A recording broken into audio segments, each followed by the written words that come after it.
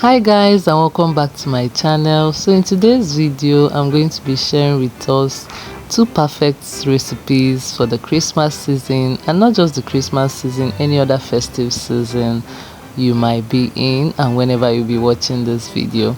So these recipes are different, they are tasty, delicious, attractive to the eyes. In fact, it's just something totally different from what you know, and it is perfect for the season we are in. So I'm going to also be showing you how to make extra money using this recipe if you are into Chinchin business. So without much ado, let's get started. So I'm going to start by making the Milky Chinchin with the Crinkled-Cut. That's the Crinkled-Cut Milky Chinchin. And for this recipe I'm going to be using 500 grams of flour, 100 grams of butter, 100 grams of sugar, 1 small egg, half teaspoon of nutmeg powder, half teaspoon of cinnamon powder, quarter teaspoon of baking powder, and a pinch of salt. Now I'm also going to grate in some lemon zest. You can grate it in along with dry ingredients, or you can grate it in later as will be shown. So I'm going to start off by sieving my dry ingredients.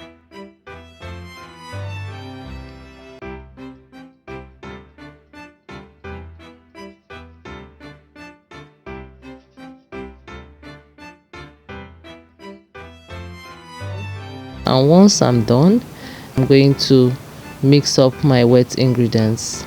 So my wet ingredients consist of my egg, which I'm going to break into the bowl. So I'm going to give it a gentle stir. Then I'm going to go ahead to add in my milk, my sugar, my vanilla flavor, and then give everything a gentle stir and then set aside. So one thing I love about chinchin making is that once you are done, mixing up your dry and wet ingredients, that's making your dough ready, like you get to the fun part. And I'm going to show you guys the fun part for me whenever I'm making chinchin or in the chinchin making process. Like, I always enjoy doing this. So let's continue. So once I'm done, I'm going to incorporate my butter into the dry ingredients. And after that, I'm going to start slowly mixing the wet ingredients together, like mixing everything together. So I do this gradually till I form a sticky dough. And after that, I'm going to add in half cup of water finally, and then mix everything. Don't over knead, like just make sure everything is mixed up properly. So at this point, I'm going to add in my lemon zest. So you can use the grated peel of an orange or lemon fruit for this process. What this does is that it adds a special aroma to your chinchin. When you open up a container of chinchin, like it just fills the air. This is so perfect for Christmas because everything will be giving. As I said earlier, you can add it into your dry ingredients, or you can add it at this part.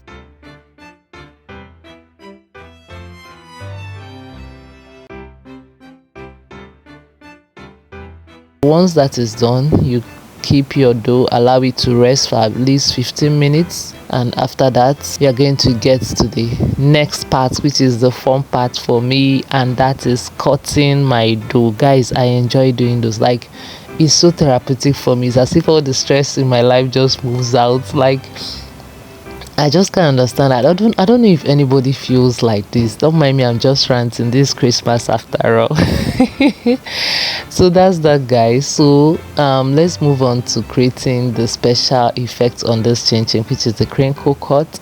And we are going to be using the crinkled edges of this crinkle cutter or multi-purpose slicer to be doing that. You can also use a pizza cutter that has the Crinkled-Cut to also achieve this. So after flattening the dough as shown, I'm going to cut through it for the first time.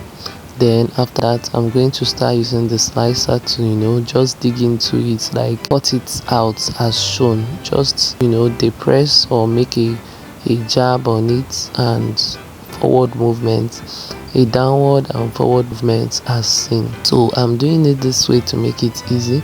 Make sure you don't flatten your dough so much so that you appreciate the effects on your chinchin. Use it and you can see the effects just happening right away. So some people use the pizza cutter, where you use it to first cut the crinkled part of the pizza cutter to cut, then after you can now use this, but I'm going straight away to use this.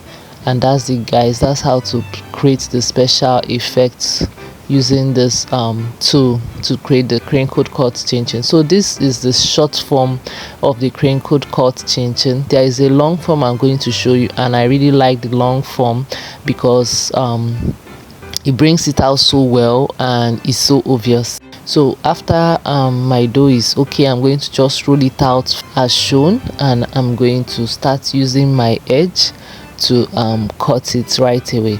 But when you are doing the long form, just remember that you need to cut your to be the same width as the edges of the slicer that you are going to be using, so that it will be uniform and easier for you to cut. You can see that my dough, I cut it into parts that it is the same width as the mouth of the tool I'm using. So it's just creating this effect, and I'm just and cutting out the chinchin at the same time. Guys, that's it all happening right away.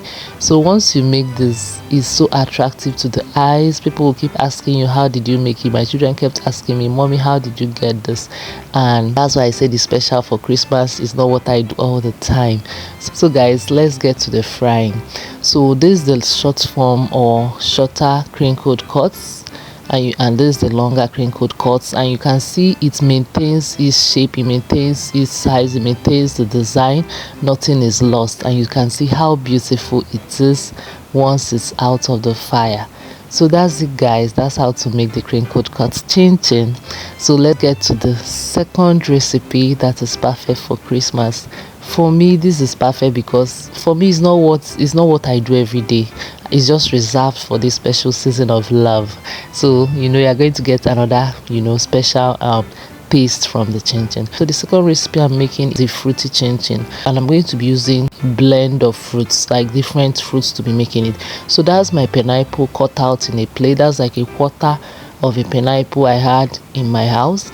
Then I added some raisins to it, and also I'm going to be using zest. I'm also adding some of the Oreos to it, and then finally I'm going to a quarter cup of milk just to soak up everything. I advise you do this like 1 hour before you start making the fruit chinchin, so that everything can get soaked up so well. I'm going to be making use of the same measurements, that is the 500 gram of flour, the same measurements like for the nutmeg, for the baking powder as listed earlier on. Then once I'm done, I'll incorporate my butter, and finally the wet ingredients, the sugar and my egg, and then finally the fruit mix into this chinchin dough.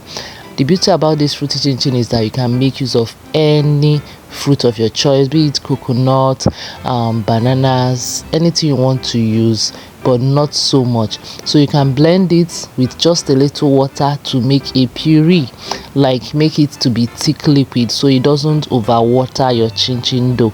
Or you can go ahead to just soak it up all together with the milk, and at the right time you are going to be adding it. So once my dough is formed, I'm going to allow it to rest, and I'm going to for 15 minutes, after which we'll go to. So you guys, you can see how beautiful this looks. Oh, so beautiful, so yummy. So guys, once I'm done, we are going to get to rolling out everything. So you can see how the fruits is still in it. And guys, this blend of fruits, everything, both the pineapple, the orange juice, everything is embedded, is fused into this chinchin dough. In fact, guys, when I was just eating it, I was just like, oh god, save me. Because it was just so I was just having a burst of all the flavors of these fruits that I use. So do well to try it out. Please do well to try it out. It will be something that your family members will be looking out for next time you are going to try it, because it's different. The taste is totally different and it's all natural. There is no artificial flavors used. So that's that, guys. If you've been following me on this channel, you know, you would have already known the routine in making chinchin. This shouldn't be so hard for you, but even at that, as you're going through the video, is I'm taking it step by step, so you should be able to follow. This is the exact same recipe I used as in the first one when I was making the Crinkled-Cut. The exact measurements for the flour, the sugar, the egg, the butter, everything, just that I added the fruit to it. So I'm going to make this gola cut, the short cut, and also the long cut. So I'm going to making, you know, the long chips of chinchin. So I'd like you to, you know, keep watching so that you can get to see how I do that.